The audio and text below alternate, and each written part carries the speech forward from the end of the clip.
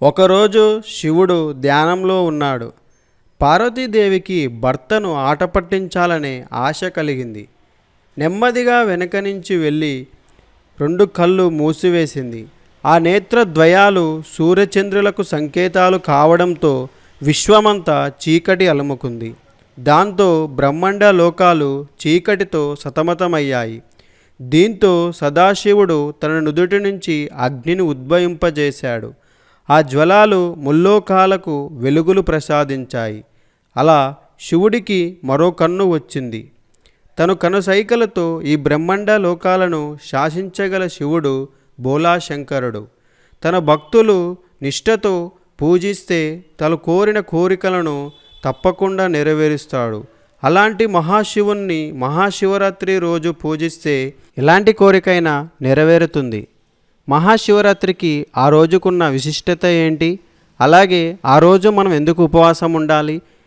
శివుణ్ణి ఎందుకు లింగ రూపంలోనే పూజిస్తారు అనే విషయాలు ఈ వీడియోలో తెలుసుకుందాం.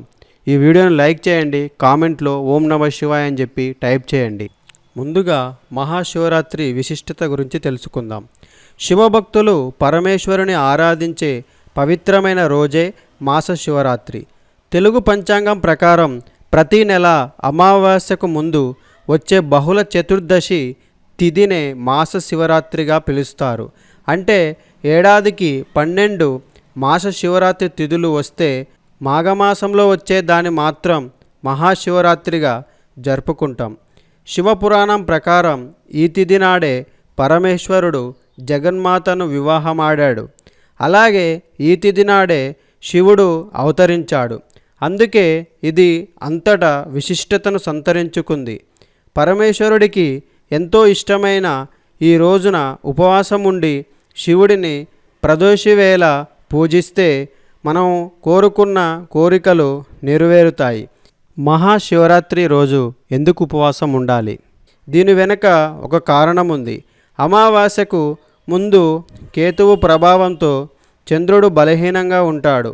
ఇలా చంద్రుడు బలహీనంగా ఉన్నప్పుడు భూమి మీద ఉన్న జీవులపైన కేతువు ప్రభావం ఉంటుంది.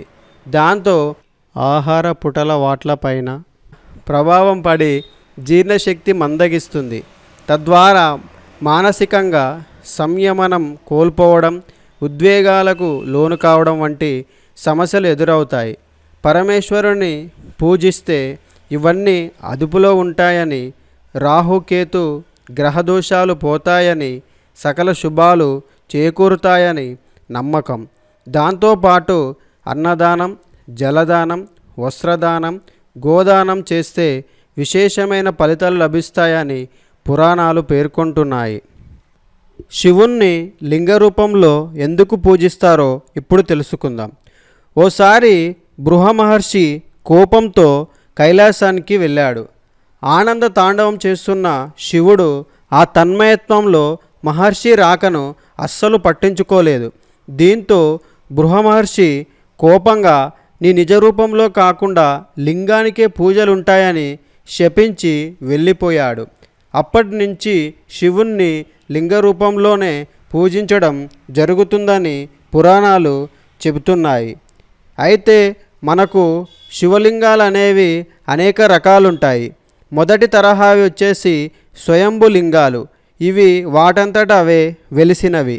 దేవతలు ప్రతిష్ఠించిన వాటిని దైవలింగాలని, మహర్షులు స్థాపించిన వాటిని ఋషిలింగాలని పిలుస్తారు. ఇదండి మహాశివరాత్రి యొక్క గొప్పతనం. సో మీ అందరికీ మహాశివరాత్రి శుభాకాంక్షలు. ఈ వీడియో నచ్చినట్లయితే తప్పకుండా లైక్ చేయండి, మన ఛానల్ సబ్స్క్రైబ్ చేసుకోండి. ఓం నమః శివాయ.